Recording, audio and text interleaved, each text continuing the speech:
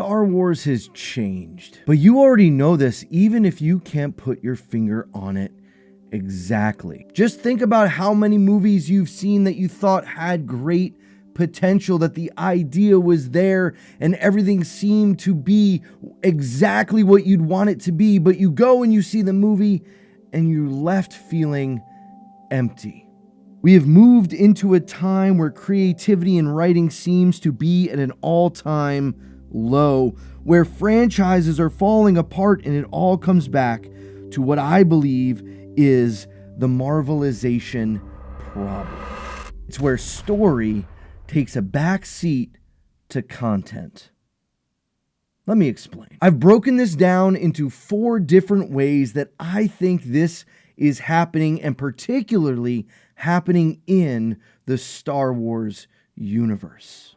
First, let's talk about franchise building. It's 2012, and Avengers has just come out, the beginning of what would be a number of films all in a cinematic universe building towards an eventual close. I don't see how that's a party. It's in this franchise that all of a sudden we see comic book heroes from all different areas brought together under one universe. And it worked. It worked really well, even if not every movie or character that was brought in was a complete success. It wasn't about that. It was about building something bigger, building a bigger world of which more shows, more content, more could be put in. But it worked for Marvel because originally it was a storytelling device. It was the way to carry on this story further. Now it's just been turned into a marketing ploy, a way to gain more content, to gain more ideas, to put more things together onto your streaming platform so that you can make more money. The story has taken a back seat to the financial component. And so these franchises are being built and attempted to being built all with the idea of just making money instead of telling good stories. This means we no longer get compelling characters. If it's about building the franchise, all of those other things take a back seat. So we don't get brought into all of these different elements, and that's what really carries good movies, is good characters, compelling emotions, ways that we are brought into and find ourselves in these stories. It's what made the original trilogy of Star Wars so fantastic, and possibly what also means we're never going to see anything like it again, because it was this perfect storm of characters and storytelling in this epic narrative that had not really ever been done in that way before, and it brought magic to the screen. And so instead of really trying to build these compelling characters, the real desire is just to churn out more content to build the franchise. Number 2, movies becoming self-aware. Oh, hello. I know, right?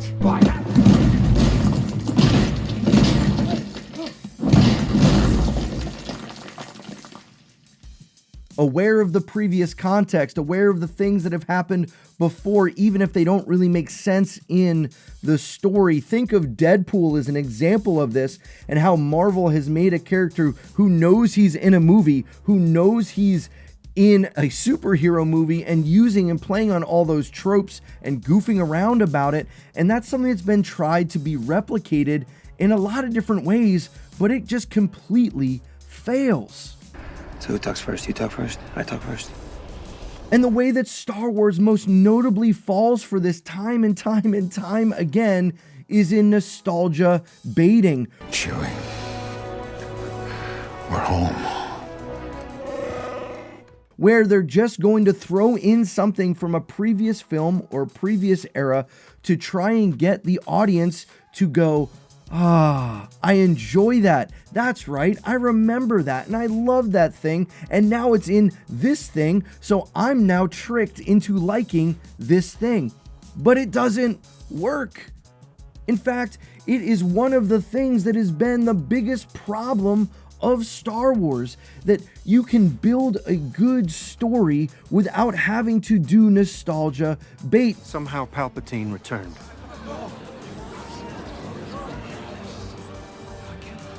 Wait, do we believe this? But is there a way that you can actually do this? Well, I believe there is, when the nostalgia is in service to the actual story. Recently, I did a breakdown of Top Gun Maverick, and I think that's a perfect example of how you can do nostalgia well and how you can use nostalgia from a previous film to actually make the story better in the film that you're creating. But that's different than just throwing in Easter eggs and one-liners and jokes that relate back to these other films or this other content, as if this universe is aware of those types of jokes, those types of things. It just makes the immersion in the experience of these films nothing. It undercuts the emotion. If he asked me to burn the world down, I would have asked him. Beef or vegetarian? Roll out of the chicken, so I can only offer you beef or vegetarian. Vegetarian would be great. Yeah, same. Okay, thank you. So, Oh, we're out of the vegetarian too. Now we only have beef.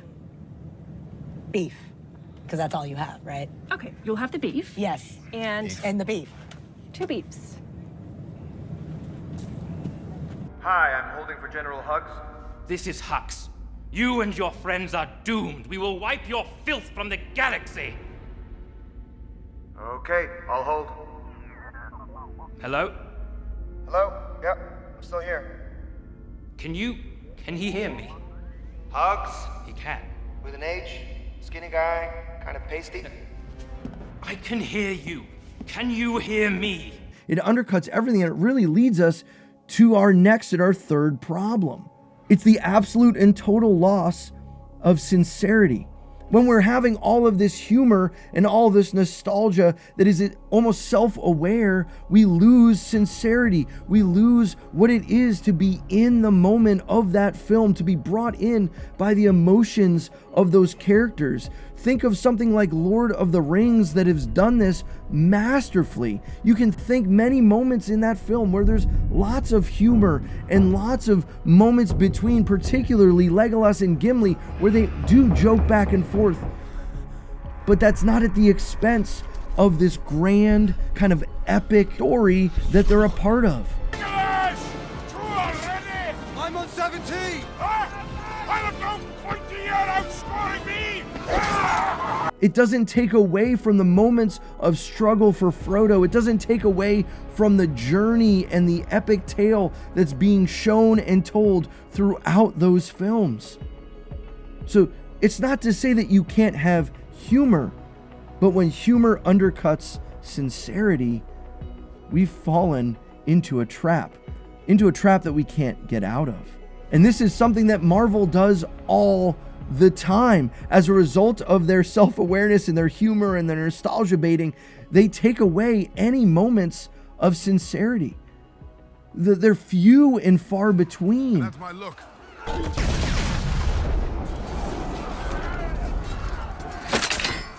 To planet Asgard. Asgard is not a planet, my sons. It is people. It is you. And now it is time. I've been told you can summon them with a special whistle that goes something like this. No, that's not it. No, that's not it. No, that's not it. You have a go. I think the Avengers movies did it the best, but then the other Marvel series and the other Marvel films just went off the rails. And you, Surtur, are at the center of all of them. Then you have seen Ragnarok, the fall of Asgard, the great prophecy. Hang on. Oh, maybe. And it's been something that now has been adopted into so many other avenues where we can't be just left to sit in our emotion, to feel the tension. And it's trained us.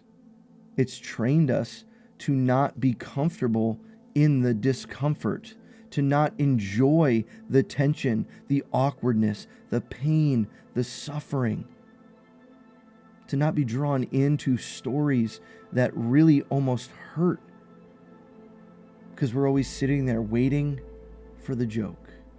waiting for the sincerity to be broken, waiting for the humor to come back in so that we can just have a good time. And this is what is so masterful, and why Empire Strikes Back is by far the best film of all of the Star Wars films. Even if it's not your favorite, it's the best. And it's the best because it keeps us in that sincerity. It keeps us in that moment. It doesn't allow the humor and the goofiness of the droids or all of the other things to pull us out of that immersion. So that when the big moment comes, it still lands. I love you. I know. Number 4, corporate control in the film industry. Now, it's nothing new that corporations have been controlling and making films, but as we start to see more and more and more being bought up by these huge corporations who want control of everything, we start to lose the passion that really was the underlying force in these films. We see it with Amazon purchasing the rights to Lord of the Rings, and then what they produce is so far removed from the original product. George Lucas has even been quoted saying that he would never have been allowed to make the prequels the way he wanted to make them if he was under the banner of an organization like Disney. And because of the franchise building and everything that has come before, the churning out of content, it kind of leads into these corporations trying to control and manage these giant IPs, all to create more content, to not be concerned about the story. They want to put in the nostalgia. They want to put in all these things. They want to take away the sincerity and just make people have fun and come back, because they don't look at the audience as someone to bring along on a journey. They just look at them as a dollar sign, as an opportunity, a means to the end to get what they actually want. And so this corporate control over these films leads to so many problems. This is why you can come to a movie that you find maybe even visually stunning and you're excited to possibly go see, but you're left feeling completely empty. That there's something about it that doesn't land, and you don't necessarily know exactly why, but it's all back to the control of these corporations. The churning out of production after production, the copycat mentality of just trying to do what has worked before, all so that they can just keep making more and more and more. But maybe I'm wrong. Maybe this is just me. Maybe I'm the one that's not connecting with these films while everyone else is. So I decided to go back to the original trilogy to watch them again with these eyes on, to see if what I remember really was true about those films, or am I just kind of living off of nostalgia? And I have to say, these films still hold up. If anything, they're even better today. This is what I think is so incredible about seeing these behind the scenes and documentaries chronicling all of these movies, particularly the original trilogy of Star Wars, because they communicate a passion and a heart that just doesn't seem to show up in these new blockbuster films. This passion seems missing in the projects today. No attention to detail, no magic. Instead, it feels like these shows and movies are not made because there is a story that needs to be told, but rather one that the executives want to happen for content and money. It's not about the story, but instead a greedy desire to capitalize on copying what has already worked, and it shows. I think The Rings of Power is a clear example of this. We see it also in Jurassic Park. We see it also even in Star Wars, all stemming from this idea of corporate control. And when you take a closer look, you see that the people behind these projects are often fans who are passionate about these things, but they often fail because they are beholden to the almighty corporation. The need to create a franchise distorts the very story. The best example of this need from the studio to make something rather than it organically grow is in the Hobbit trilogy, where eventually, after the studio conflict, Peter Jackson was convinced to come in and do someone else's passion project. I mean, that sounds all too familiar for us Star Wars fans in regards to the sequel trilogy. So what can we do? How do we get out of this death spiral of content? As I mentioned earlier, I think Top Gun Maverick is a perfect example of how to get out of this, how there is actually hope. This was a sequel made 30 years later from the original content, and it blew audiences away. People loved this movie. But why? What made this so good? Was it because the pilots were actually in real planes? No.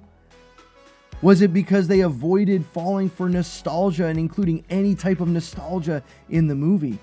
No, actually, there was quite a bit, but it was in service to the story. This movie is so widely loved because it took the core essence of the original and built upon it.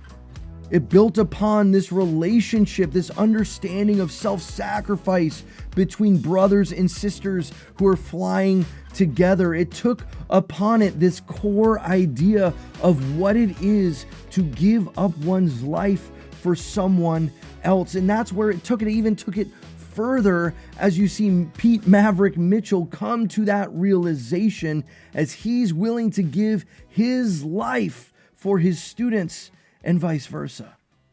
So what's the core essence then of Star Wars? I think at the heart of it, it's a story that we all intrinsically know. It's a story centered around this farm boy who comes to the realization and gets pulled into this grand narrative story as his life starts to take a turn he doesn't expect. He's put in a position where he has to decide whether or not he's going to sacrifice and give up of himself for the good of others. And eventually it leads to him giving up of himself in such a way that it even saves his father. That is the core essence of what the Star Wars story truly is. Luke is the essence of Star Wars. Not literally him, not that you can't have Star Wars without Luke Skywalker, but it's that Luke character. And this is why the sequel films failed so massively. Yes, I understand they made billions of dollars, but they were massive failures because they destroyed Star Wars going forward. And it's for all of the reasons we've already mentioned. The self-aware humor that is just ridiculous, the attempt to try to build a franchise instead of telling a story, the inability to let us live in that sincerity, and eventually the corporate management of the whole thing that just made it an absolute mess.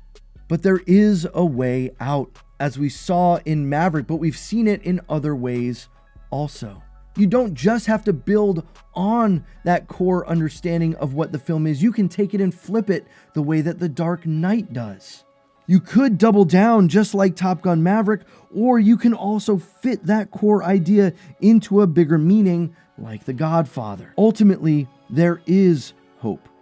We don't have to settle for the Marvelization in Star Wars. But until something changes at the top, it will stay the same. Take Dune 2 as another example that stays true to the core idea as it builds this epic story. The movie starts right where we left off after part 1, where Paul is spending more time with the Fremen. He's battling these visions that only he can see, while people are wrestling with this question and idea of him being truly their savior. And Paul then has the dilemma to choose between love and saving the universe. They do all of this while avoiding the pitfalls of worrying about franchise building instead of telling a good story. They avoid the nostalgia bait and the self-aware humor that pulls you out of the immersion. They really go for a sincere film, and this is why some people will watch that movie and go, it was boring. But because you've been on a diet of all of this ridiculousness that that when you're actually handed something good, you lose interest. We've been conditioned by this Marvelization to want those things because that's what we think we like. I am Paul Muad'Dib Atreides, Duke of Arrakis! But when we step back and take a look at it all, we will truly see that what we really need is stories that connect us with characters that really impact our lives, not just give us this fleeting nostalgia, this little bit of humor, or this need to build something grand. The number one way to communicate what it is we like and what it is we don't like is by supporting the projects and the films and the movies, not just in Star Wars, but across cinema that do this well. That means going back to the movies, supporting them in that way. It's the only way to mark that these things are successful. And if we know anything to be true, we know that those in Hollywood will copy again and again and again and again anything they see as successful. So until you and I are willing to make these non-Marvelized movies successful, we're just going to be stuck with the same old jokes. Bye.